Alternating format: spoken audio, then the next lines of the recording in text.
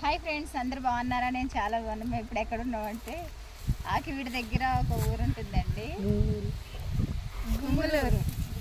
అంటే మా రిలేటివ్స్ ఉన్నారు ఇక్కడ. మా రిలేటివ్స్ వాళ్ళ ఇంటికి వచ్చాము. అక్కడ వాళ్ళ ఇంటి మీద ఒక పెద్ద పొలం ఉందన్నమాట.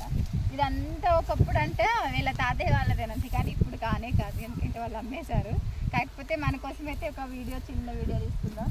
చూసేయండి. మొత్తం చుట్టూ ఇది వచ్చేసి 120 acres అండి. ఇదంతా కూడా ఇప్పుడు ఏం లేదుగా ఉంది చూడండి. చాలా చాలా బ్యూటిఫుల్గా ఉంది. మీరు కూడా ఒక లుక్ వేసేయండి.